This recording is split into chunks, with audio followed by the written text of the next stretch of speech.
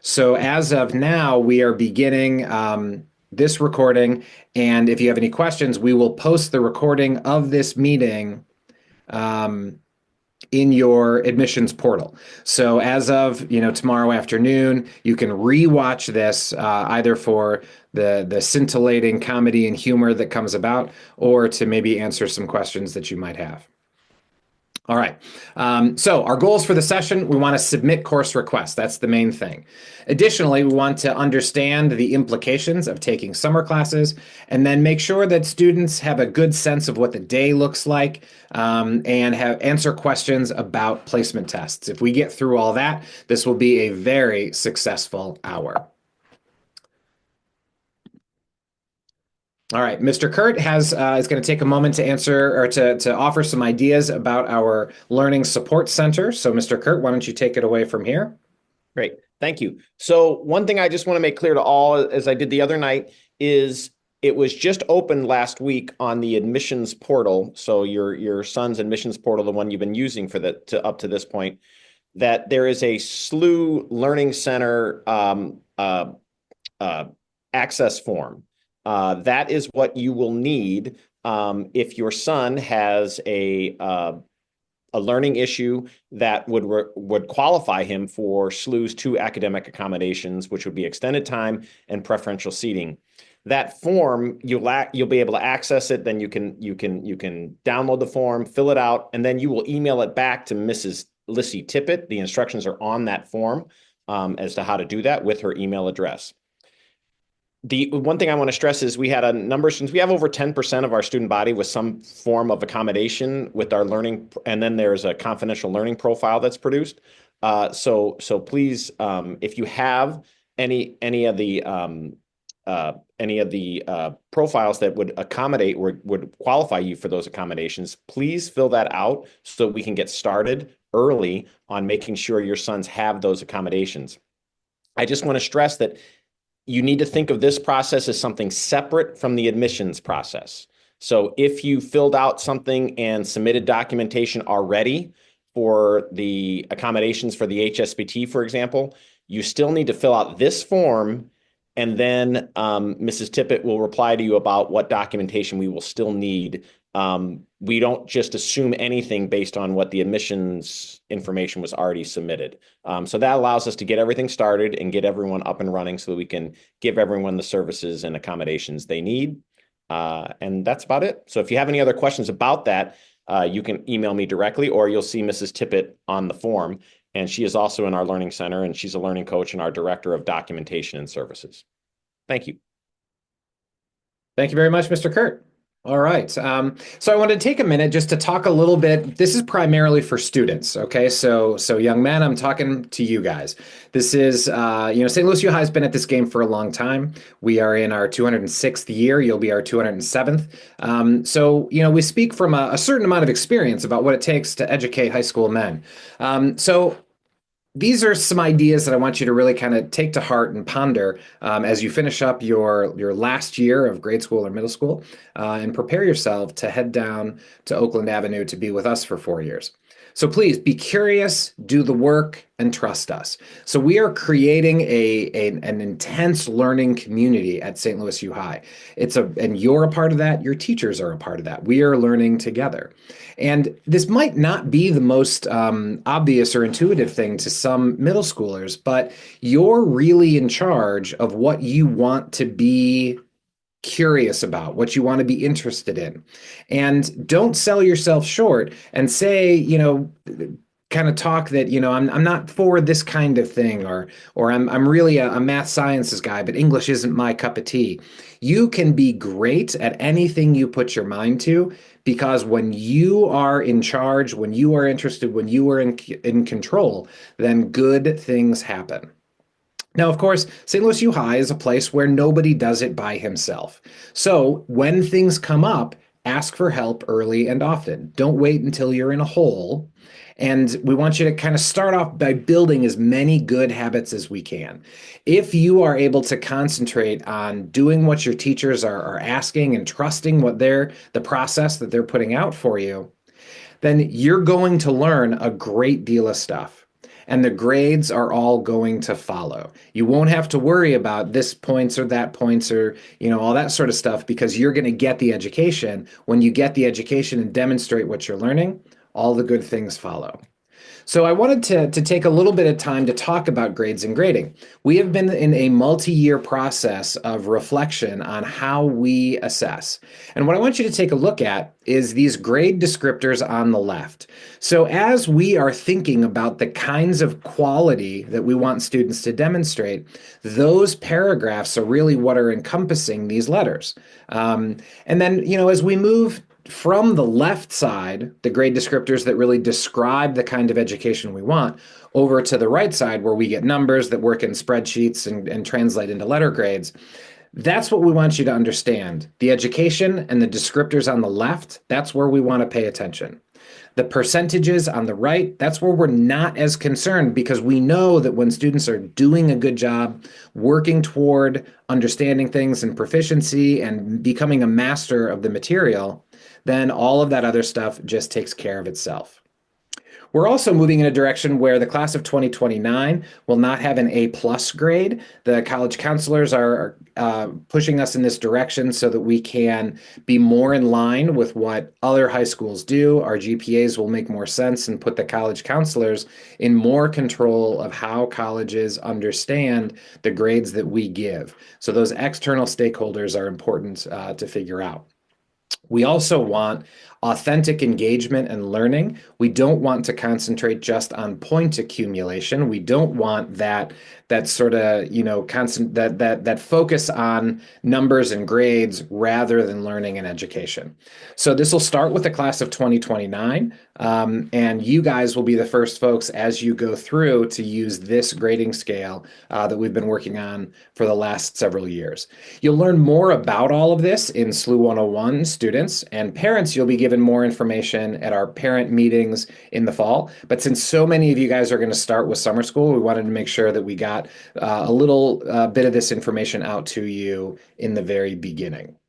So thanks for your time there. And we can certainly answer questions. You can reach out to me if you'd like to. At this point, we're going to kind of change the focus a little bit, and Ms. Lyons is going to talk about both placement tests in general and how that day will work, but then also what placement tests in math are all about. So Ms. Lyons, please take it away. Thank you so much. As Dr. Foy said, my name is Tracy Lyons, and I'm the chair of our math department. As you can see on your screens, we will give a placement test for math and then modern and classical languages on Saturday, April 12th. Those are the times you come to whichever both one that you would like to take a test for. So if you're coming for both modern and classical languages, that test will start at 8:30. And then the math test will be after that. And if you're just coming for the math test, that starts at 10. And then you're free to go when you are finished. And there is a registration link, I believe, to a Google form to register for one or both of those tests. I'll talk a little bit more specifically about math right now. The math test is specifically an algebra placement test. Students who pass that test are then placed in freshman geometry as their 9th grade math class. Those students follow an accelerated path through their 4 years at SLUH that could land them in BC Calculus as a junior and Calc 3 and AP Statistics their senior year. Students who show some algebra knowledge, but also some areas for growth on that placement test are placed in an accelerated Algebra 1 course. This course is an Algebra 1 course that moves at a slightly faster pace and with more depth than our regular Algebra 1 courses. The placement test in April is the only way to move out of Algebra 1 for freshman year. So if your student has seen some algebra in 8th grade, we would recommend that they take the placement test. We also see a handful of incoming freshmen every year who have taken both Algebra 1 and a high school level geometry course already. We do offer a geometry placement test at a later date. You could maybe put that in like the notes when you register for the placement test, that once you've passed out of Algebra 1, I can reach out to you and schedule the geometry placement test, usually like at the beginning of summer school. That's about it for now. I'm very excited to meet you all in the fall. Thanks.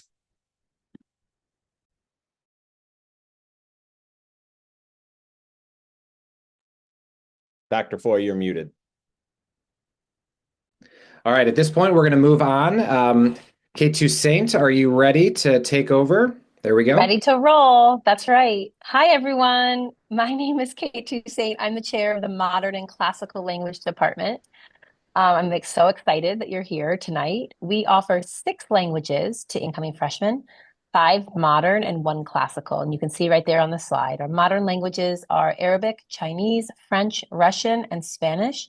And our classical language is Latin. We offer 4 levels for each language. All of our language programs are excellent. And as you're making your choice, please know that 85% or more of our students get their first choice of language. This is great, and we're very excited and very proud of that. But that does mean that 15% of students don't get their first choice. So when you're making your language choices, please make sure you think carefully about this.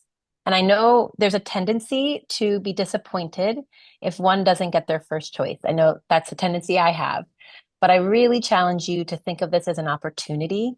An important component of Jesuit education is being open to growth, and this may be your first opportunity to do so at SLUH. While I am biased, I also know firsthand that our students have amazing experiences in their language classes, no matter the course. This is, in fact, this is one choice that can fundamentally alter their life. Perhaps they choose Arabic and they spend the summer in Morocco, or perhaps they choose Russian and they find themselves working with Ukrainian refugees in Poland. Or perhaps they choose Spanish and come with me to Pamplona, and we can see where St. Ignatius was born. A final note on this choice. I really hope, I'm talking to you students, I hope you lead with passion and energy and not fear. And so I want you to think about the language offerings. Where do you feel that excitement? Where do you feel some butterflies? And I want to challenge you to follow that feeling. And parents, I know that's equally as hard for you as it is for the student, but I want to challenge, I think that's a great thing to do. A question I get a lot is about placement tests. Miss Lyons just discussed kind of the plan for the day. It's Saturday, April 12th, 8:30 a.m. for language. You can test in any of our 6 languages that we offer. And the question that I get most of the time is, should your child take it? And the answer is maybe. As well-intentioned as schools are, most language classes at the middle school level tend to emphasize vocabulary or the cultural component of the language, with a very small focus on language skills like reading and speaking. And so if your child went to a school with a focus on vocab and culture, maybe less so on proficiency, there's really no need for them to take a placement test. We really do appreciate the exposure that schools offer, though it typically does not provide the sufficient foundation to place into a higher level language class at SLUH. That is absolutely okay. We want every single language student at SLUH to be challenged, but we also want them positioned to thrive and succeed. So if your child went to a school with a more robust curriculum, we recommend taking the placement test. If you have any questions, please don't hesitate to email me or add questions to the chat. But if you have specific questions about your own situation, feel free to email. And then a final note, if you speak a language other than English at home, we recommend you take a new language at SLUH. In your junior year, you can take the upper level class of the language course of your home language. We're so privileged to offer 6 languages, and we really hope you take advantage of this opportunity. That's it from me, Dr. Foy. All right. Thank you for that, Ms. Toussaint. Okay, so at this point, let's change gears to the fine arts curriculum. So fine arts has a number of different choices, and similar to the different choices in language, you're going to make some choices in fine arts. So I want to kind of walk through what each of those are all about. All right, so the first, we have 2 survey courses, and then we have our whole band and orchestra program. So we're going to start with the 2 survey courses. The Survey of Visual Arts has 3 components: drawing and design, ceramics, and printmaking. And what you'll see here in drawing is kind of learning about the sort of pencil and paper, line and form. Then you'll kind of move into some more of the design elements, which will incorporate a little bit of the iPad and technology. And then in ceramics, you'll actually start to work in 3 dimensions, and they will create tiles that allows them to both work with clay and learn about how clay works, but then also kind of glaze and fire some items as well. There's upper level courses in each of those areas. So the point of the survey is to kind of give kids exposure to all the different courses that they can take later on.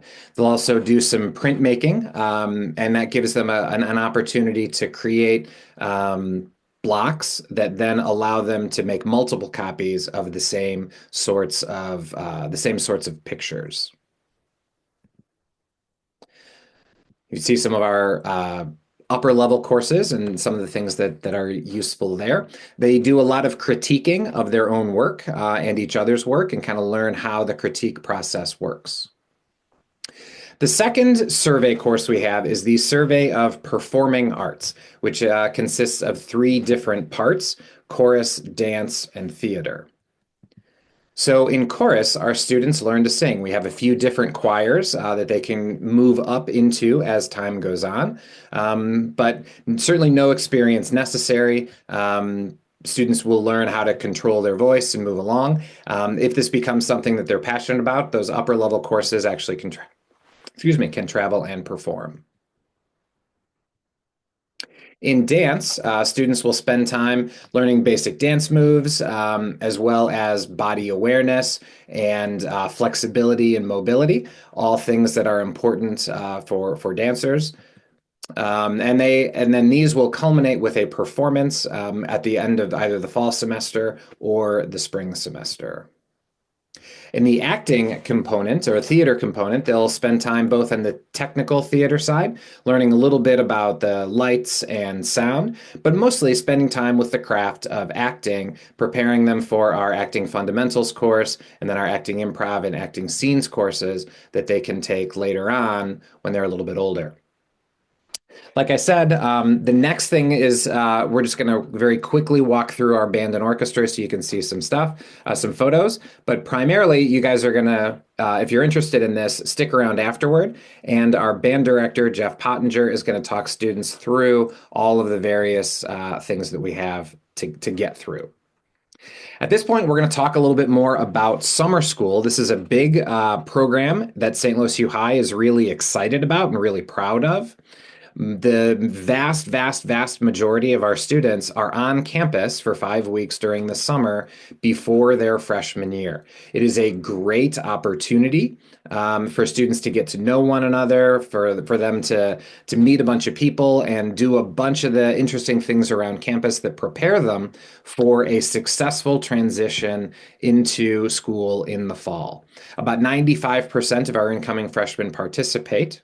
And some students received a letter from Father Stewart suggesting that they take a math prep course. So this letter would have been sent to you by email on last Tuesday, so a week from today. And if you didn't receive this, then this is not a concern for you. But if you got that email, it would have been right around the same time that your Power School login information would have come. So basically what I want to do is kind of show these 2 different pictures. So in freshman year, if you are not interested or able to attend summer school, then you would take your theology, English, math, science, and language course. Those 5 classes go all year long. And then you would take a semester of social studies and a semester of fine art. Now, the order of these is not relevant. Those are just kind of set in as placeholders. But then in the 7th slot, you take SLUH 101 in the fall, and then a quarter of health and a quarter of computer programming in the spring. Again, the order isn't relevant. So this is what happens for students that don't take any summer school. Like I said, it works just fine, and some students do this each summer. However, the majority of kids choose to take SLUH 101, Health and Computers in the summer, and then trade for a free period. So those students would have 6 classes during the course of a cycle, and then they would have a free period all year long. Again, there's some other options that we can do, but this is the one that is the most common for freshmen. So next what we'll do is look at some of the other less common, but still possible and exciting things that students can do by incorporating summer school into the summer ahead of freshman year. So band is an important thing. Like I said, Mr. Pottinger is going to answer a ton of questions for you in a breakout room afterward.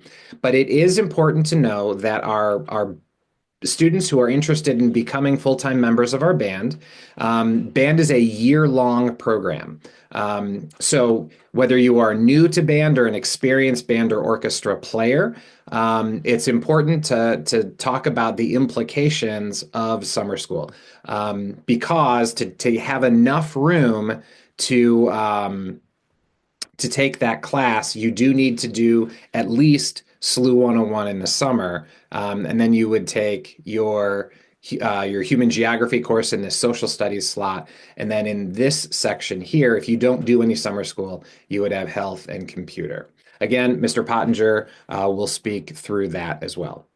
Now, there is a very small number of students who will take all three of those summer school classes, SLUH 101, Health, and Computer, and then rather than taking a free period, they will add a different extra fine arts course and maybe a computer science course or something like that. There is a really cool and exciting program that we have at St. Louis U High now called the Conrad Scholars Program for our STEM-minded students. And later on, I will put the link for that flyer in our chat at the end so you can take that with you. But basically, what we're trying to get you to understand is how these 7 slots, and it's really just the last 2, interact with summer school. So here's some basic summer school information. SLUH 101 is a half credit, the equivalent of a semester class. It costs $500 and meets every day for 2.5 hours. Health and computer programming are both quarter credits. So if you take them during the school year, they last 1 quarter. They meet for half the period of time every day as compared to SLUH 101. So you'll meet for 1.25 hours or 75 minutes. For those 2 courses. For if you were recommended to take prep mathematics, then what we do is swap out the computer programming and then you'll take math in that slot. So you'll know if you got that email. If you have questions, you can email Mrs. Schuler and she can tell you if you're on that list. Like I said, you would have gotten that email from Father Stewart. Summer school goes from June 9th to July 11th. And we basically have a morning session and an afternoon session. And then if those quarter classes join together to be the length of one of those sessions with a half an hour lunch in between. In terms of when tuition happens, it just adds into your regular tuition billing cycle, so you don't have to worry about that. Likewise, summer school doesn't conflict with any St. Louis U High academic camps. Mr. Kurt has linked the summer school attendance policy into the chat. It's important to know that, we take a full semester worth of material, or from a day perspective, a quarter's worth of material, and we shrink it down into only 22 days. So we have to be very strict about summer school attendance. And basically, if you need to miss more than 2 days, then we can't have you into summer school. So you can, again, read that summer school attendance policy. Certainly, families have cool and exciting things that they really want to do, and we understand that. It just might mean that you have to make a choice between summer school and the benefits that come with that, and the cool and exciting opportunities for athletics or travel or whatever that students might have. Mr. Kurt, do we have any questions coming up in the chat? Anything that we need to discuss? Just a couple points on that, which is good. One, a reminder that for the summer school schedule, we are off on June 19th and 2 days at July 4th. I can't remember the specific dates of that, but it is, we'll put that in there later. But other than that, that's why we have the attendance policy. And like I said, we have a wonderful compliance with that. If you have any issues, you can ask and send an email to me if you have a question about a program your son is in. But like I said, there won't be exceptions to that policy, but I can talk you through what to do. And we do have some students every year who take the course during the school year, and that's fine as well. Thank you. Great. Okay, so here is what a day of summer school might look like. You'll notice that you have that hour and 15-minute slot divided into two sections in the morning session. So the students might have computer programming, then they go to health, then they have their half-hour lunch, and then their 2.5-hour SLU 101. It is also possible that you might have SLU 101 in the morning and then just swap health and computer programming into the afternoon, just to kind of give everybody an understanding. Parents, the nice thing about this is it doesn't matter what order students have class. Pick up and drop off is at the same time, so it's very easy for carpool purposes. Any student can carpool with any other student. If students are interested in taking a partial day, so maybe they have a job or maybe they have practice that conflicts with half of the day, it is possible to take SLU 101, but not take health computer programming. Okay, so we always have students take SLU 101 first. That's our introductory course and the course that focuses on transition. So that is the first course that students will take.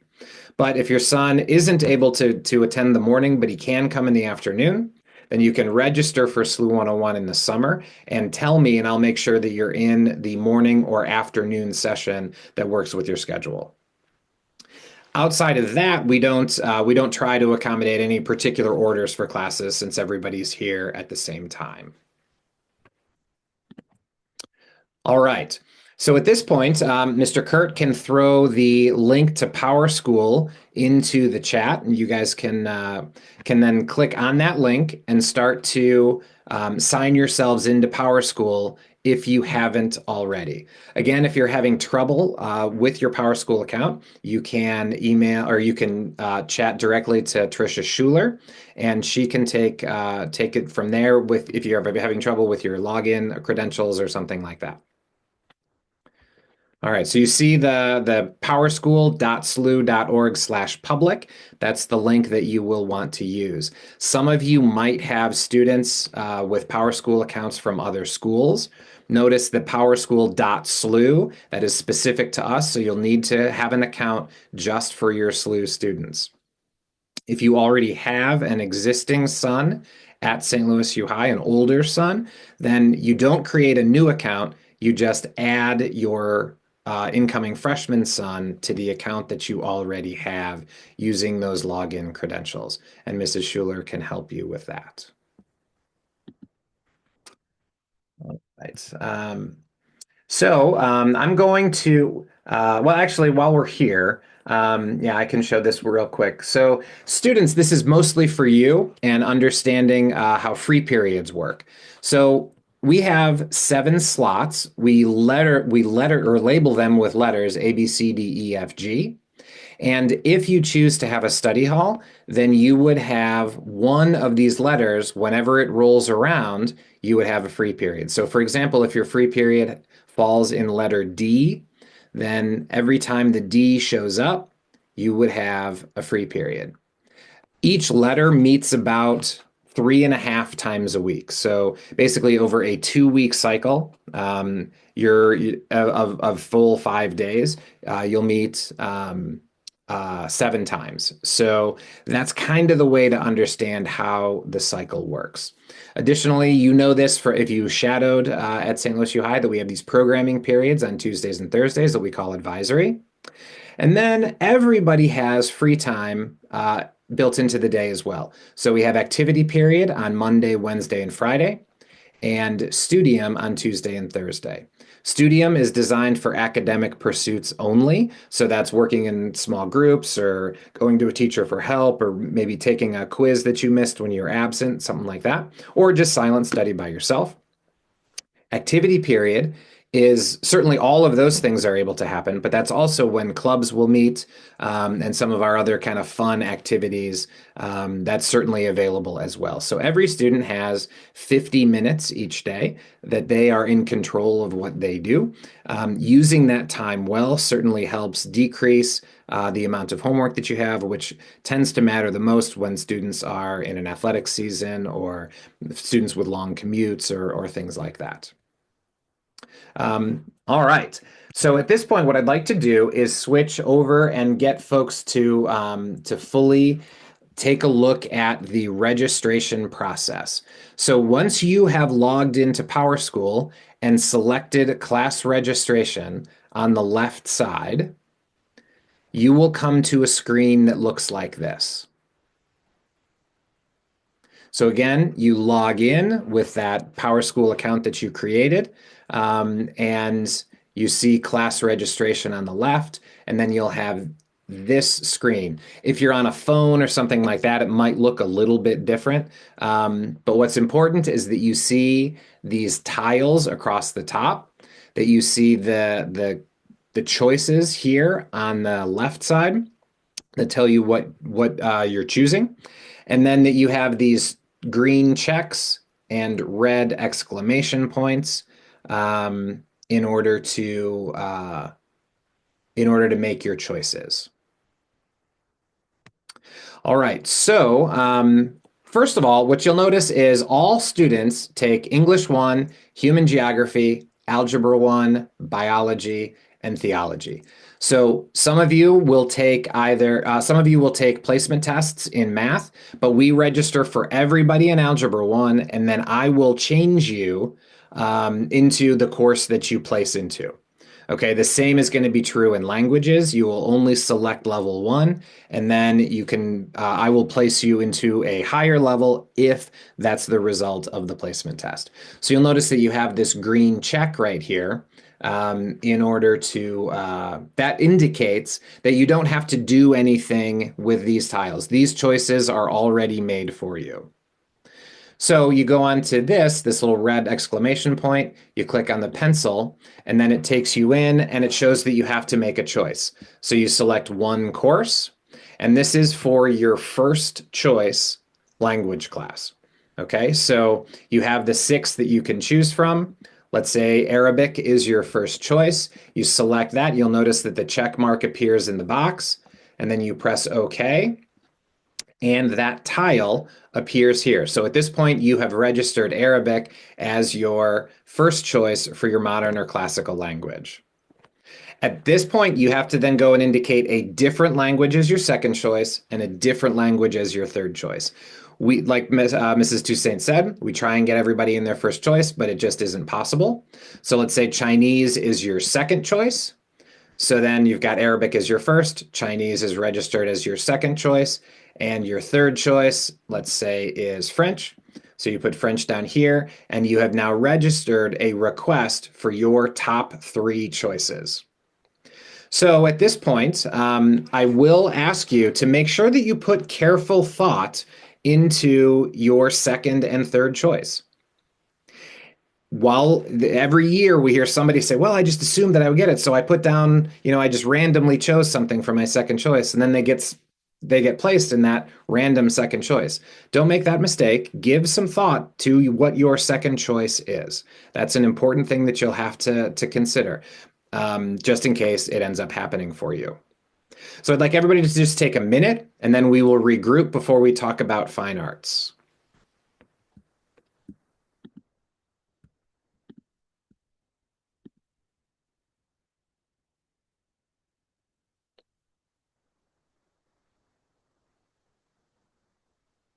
Mr. Kurt, do we have anybody with questions? No, not at this point. I did want to draw your attention to the fact that I put the links to the placement test, a reminder of that, which you should already have in your missions portal, but those are on the chat.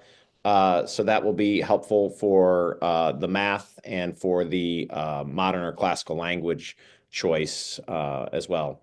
I did have one question about if my son is recommended for summer math, should I should I register for the placement test? No, you do not need to register for the placement test. That means your son will be placed after the summer prep course into freshman algebra, and he still has a complete path to success to get all the way up to calculus BC by the time he's a senior year.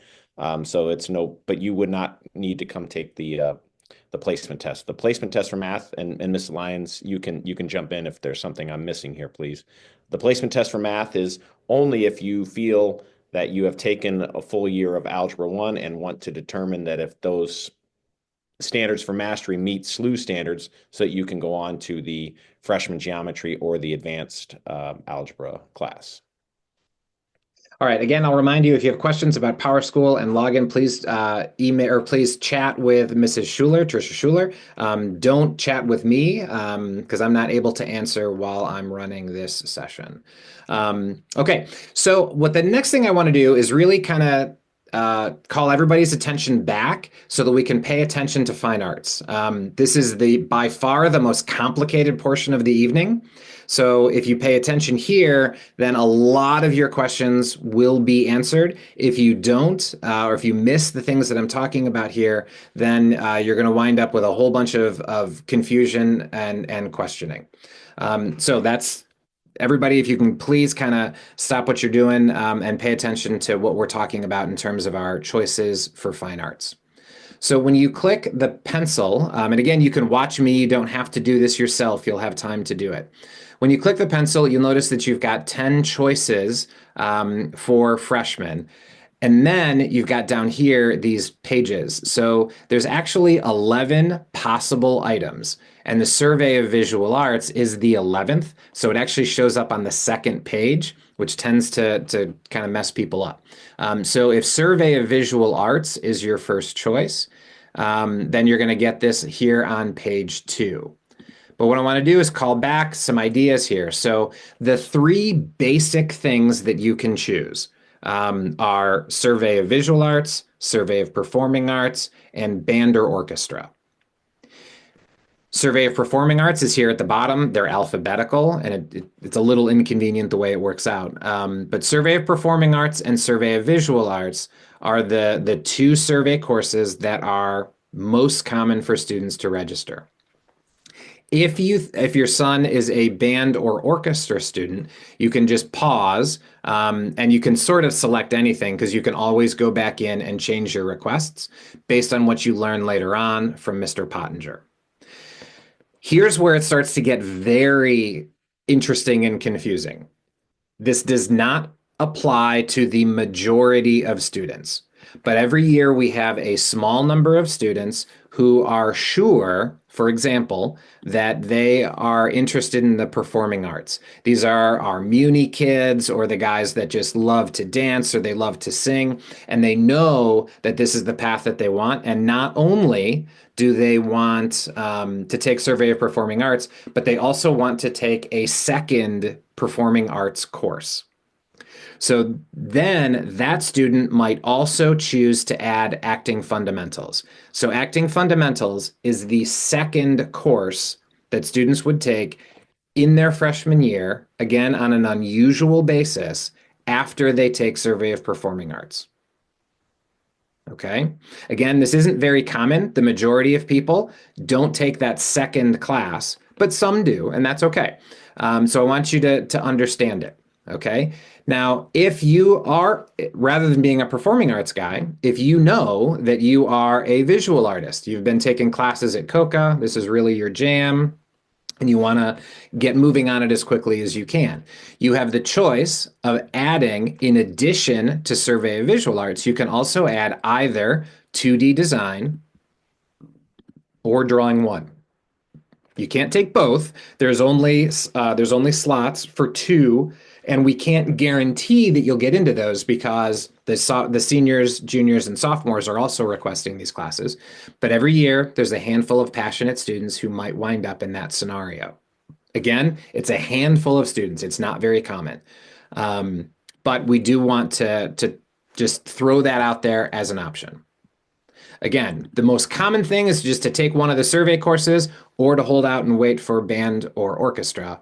So press OK, and you can move on from there. Oops, looks like I made a mistake. Actually, that's a good point. If you make a mistake and notice that you have two tiles where you're only supposed to have one or something like that, you can always just go right back in and change your mind. So I'm going to unselect that, go back to page 1, select Survey of Performing Arts, and now I have Survey of Performing Arts as my first choice. All right, now moving on to the Fine Arts second choice bin. You'll notice that you have far fewer choices here because, again, those passionate students who are taking all of those extra classes, those guys would only make sense if they were in their first choice course. So you don't have nearly as many choices.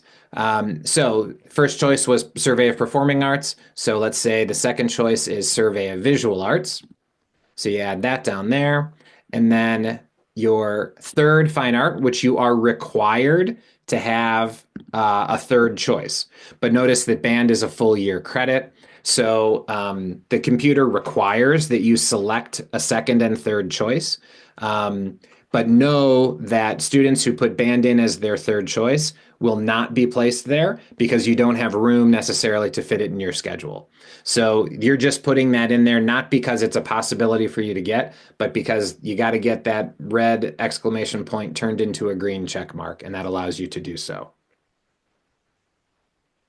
All right. Do we have questions about the fine arts or language placement, or not placement, the language selection process? Mr. Kurt, are you seeing anything?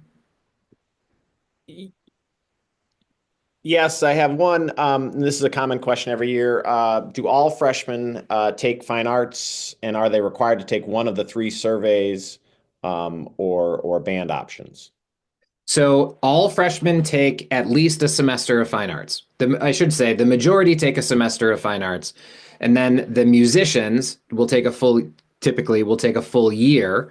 Mr. Pottinger can give you information about that. And then a small number will take two semesters. Everybody in the visual or performing arts side will start in a survey course. And then the second course that you might take would happen afterward. And again, we're getting a few questions as we always do, and that's why it's great to have Mr. Pottinger here about piano. And so Mr. Pottinger will address that issues with piano as well at the end. Great. Yeah, again, anybody who's coming in later, we're going to have a breakout room for all of our music questions later on. So again, at this point, you probably should have been able to select your top three choices in language and your three choices in fine art, and you're ready to move on to summer school.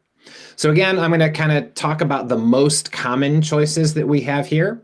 So for the majority of students, the biggest group of students, they will choose to take health, computer, and SLUH 101 in the summer. When you press OK, you see these three tiles appear. Okay, now, if you were recommended for mathematics, then you would not check computer programming, and instead you'd check mathematics.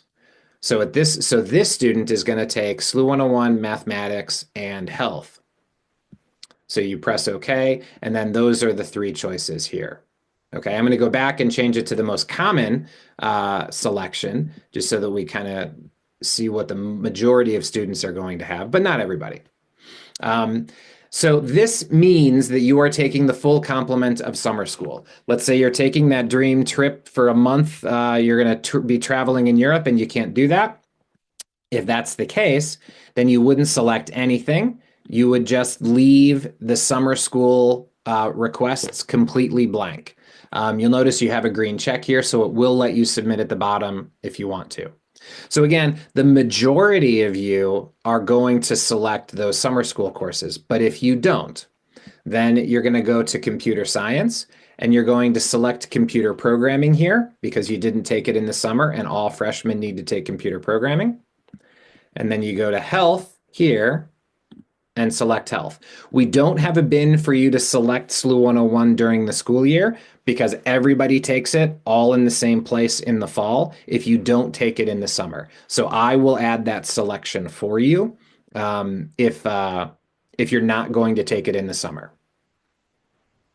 So again, this is what a student who is not attending summer school at all this is what your screen would look like. Again, to kind of show off what most students will do, I'm going to go back in and change these selections. I'm going to pull us out. You don't want to register for computer programming twice. So if you're taking it in the summer, then what you have is the opportunity of filling one of those free period slots with the next course in sequence in computer science. So if you're a STEM or computer science guy, then you can click this and you'll notice that you're taking computer programming in the fall, and then this will add computer science during the school year.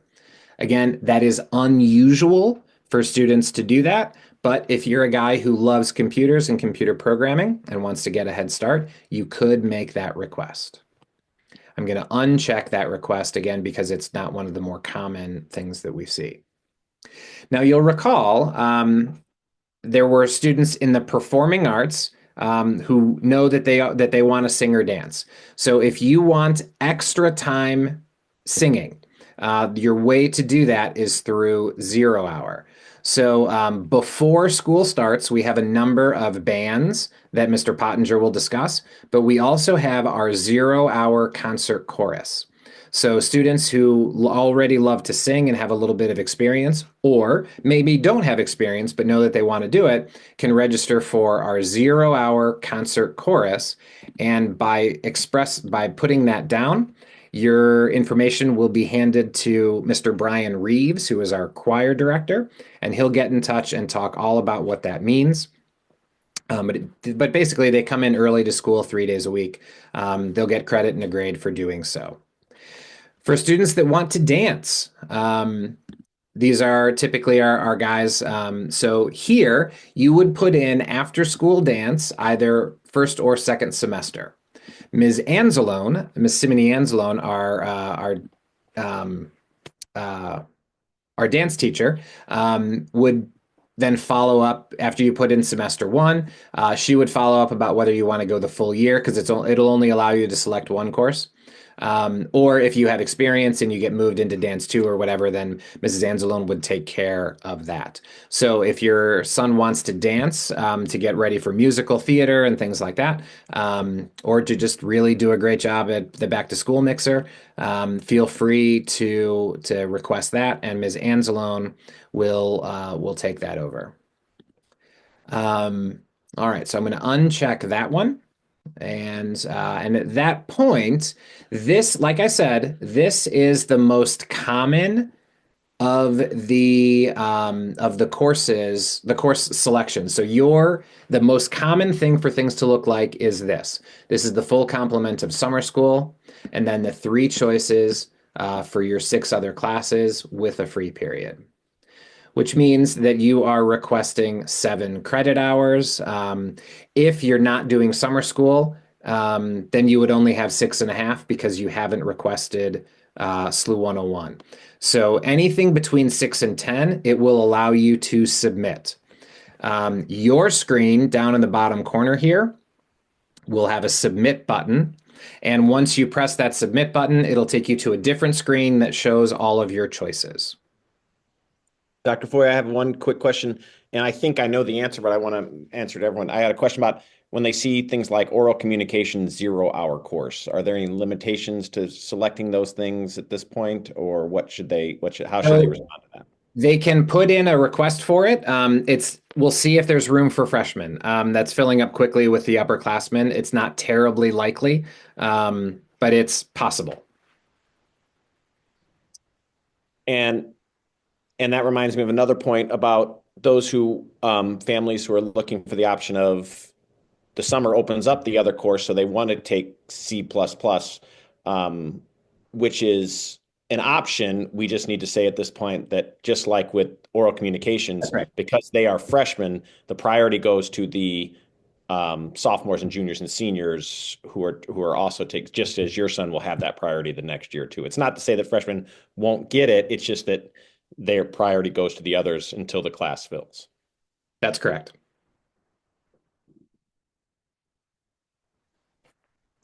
All right. Okay, so at this point, again, you'd have a submit button down here. You can press submit, and it'll take you to another screen that actually shows your course requests. So one of the questions that we always get is, do I have to press submit tonight? And the answer is no. If you're not sure what your course selections might be, or you're a little nervous, or you're not quite sure, you can submit anytime up until 5 p.m. on Friday of this week, Friday the 7th. So anything that you put in before that, everybody is treated as equal. There is no front or back of the line. Anybody who is putting in requests after Friday the 7th or changing their mind will kind of go to the back of the line for getting some of those the courses that are requested. Everybody will always get math and English and theology and all that sort of stuff. But you would move to the back of the line for language and fine arts requests. So again, you have until 5 p.m. on Friday of this week, Friday the 7th. After spring break, so spring break is the following week, well, no, we have a week of school for the end of the third quarter, and then the week of St. Patrick's Day is our spring break week. So the following week after spring break, I will send emails to confirm summer course registrations and all that sort of stuff. You won't get your schedule there, but I'll confirm to make sure that there's no mistakes with people's registration in terms of getting into summer school and getting those courses. That'll all happen the week after spring break.